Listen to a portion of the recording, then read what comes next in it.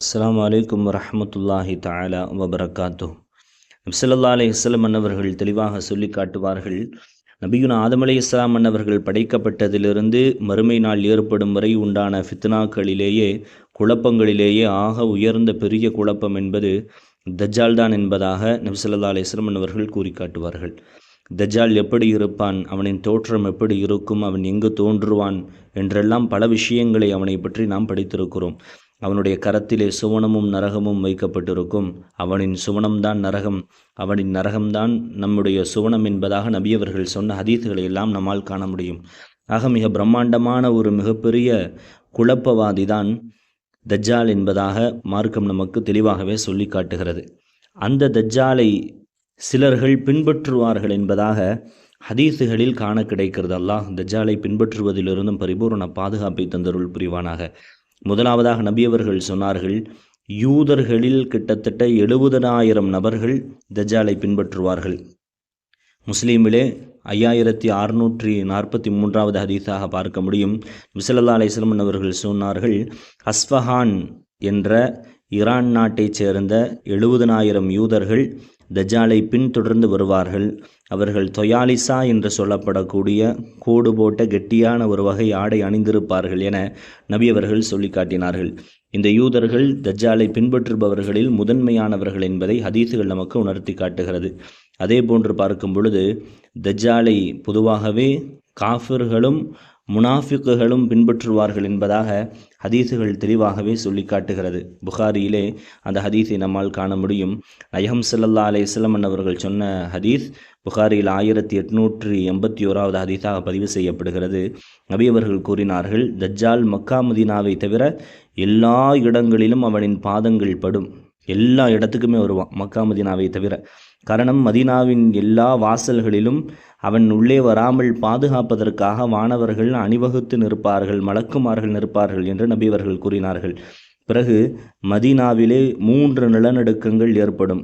அந்த நிலநடுக்கத்திற்கு பின்னால் அந்த மதீனாவிலிருந்து எல்லா காஃபிரையும் முனாஃபிக்குகளையும் அல்லாஹு தாலா, அதாவது இறை மறுப்பாளர்களையும் நயவஞ்சகர்களையும் அல்லாஹு தாலா வெளியாக்கி விடுவான் என்பதாக நயகம் ஸல்லல்லாஹு அலைஹி வஸல்லம் அவர்கள் சொன்ன ஹதீஸை நம்மால் காண முடியும். அந்த நயவஞ்சகர்களும் அந்த காஃபிர்களும் தஜ்ஜாலை பின்தொடர்வார்கள் என்பதாக இந்த ஹதீஸை தொடர்ந்து இமாம்களின் கருத்துகள் பதிவு செய்யப்படுகிறது என்பதை இந்த இடத்திலே நான் பதிவு செய்கிறேனாக. தஜ்ஜாலை பின்தொடரக்கூடிய 2வது கூட்டம் காஃபிர்களும் முனாஃபிக்குகளும் என்பதாக நயகம் ஸல்லல்லாஹு அலைஹி வஸல்லம் அவர்களின் வார்த்தைகள் நமக்கு தெளிவாகவே சொல்லி காட்டுகிறது.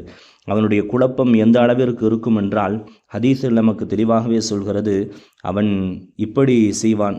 நம்முடைய பெற்றோர்கள், நம்முடைய தாயும் தந்தையும் அவர்களின் தோற்றத்திலே 2 ஷைத்தான்களை உருவாகச் செய்து 2 ஷைத்தான்களை வரச் செய்து, அந்த ஷைத்தான்கள், நம்முடைய தாய் தந்தையின் தோற்றத்தில் இருக்கும் ஷைத்தான்கள் நம்மை பார்த்து சொல்வார்களாம், மகனே, என் அன்பு மகனே, இந்த நபரை நீ பின்தொடர்ந்து விடு, அதாவது தஜ்ஜாலை நீ பின்பற்றி விடு என்பதாக நம்முடைய தாய் தந்தையின் தோற்றத்தில் வந்த 2 ஷைத்தான்கள் நம்மிடத்தில் சொல்வார்கள் என்பதாக நபி அவர்கள் சொன்ன ஹதீஸை நம்மால் காண முடியும். சிந்தித்து பாருங்களேன், பெற்றோர்களின் தோற்றத்திலே ஷைத்தான்களை உருவாக்கி மக்களை வழிகெடுக்கும் அளவிற்கு ஆற்றல் படைத்தவனாக அவன் இருக்கிறான். நபி அவர்கள் சொல்லக்கூடிய ஹதீஸை இந்த இடத்திலே நான் உங்களுக்கு பதிவு செய்கிறேன். நபி அவர்கள் சொல்வார்கள், அந்த தஜ்ஜாலின் குழப்பத்திலிருந்து நாம் தப்பிக்க வேண்டும் என்றால் சூரத்துல் கஹ்ஃபினுடைய கடைசி வசனங்களை ஓதுமாறு நபி அவர்கள் கற்றுக் கொடுத்திருக்கிறார்கள். காரணம், தஜ்ஜாலின் காலம் மிக கடுமையானது. அவன் இறைவன் என்று நம்பும் அளவிற்குண்டான எல்லா செயல்பாடுகளும் அவனால் செய்ய முடியும். ஒருவரை பிடித்து அவரை கொலை செய்து அப்படியே உயிர் கொடுத்து நான் தான் இறைவன் என்று நம்புங்கள் என்பதாக அவன் கேட்பான். மிகப்பெரிய அளவிலே அவனை பெருங்கொண்ட மக்கள் பின்பற்றுவார்கள் என்பதாக ஹதீஸுகள் நமக்கு எச்சரிக்கையாகவே சொல்லி காட்டுகிறது. அதே போன்று நபியவர்கள் சொன்னார்கள், தஜ்ஜாலை பின்பற்றக்கூடிய நபர்களில் அக்ஸருமை யத்பஉ தஜ்ஜால அந்நிசா, அதிகமாக பெண்கள்தான் இருப்பார்கள், அதிகமான பெண்கள்தான் தஜ்ஜாலை பின்பற்றுவார்கள் என்பதாக கண்மணி நாயகம் ஸல்லல்லாஹு அலைஹி வஸல்லம் அவர்கள் சொல்லி காட்டியிருக்கிறார்களாக. நம்முடைய இந்த சமூகத்திலே தஜ்ஜாலின் குழப்பத்திலிருந்து அல்லாஹ் நம்மை பாதுகாக்க வேண்டும்.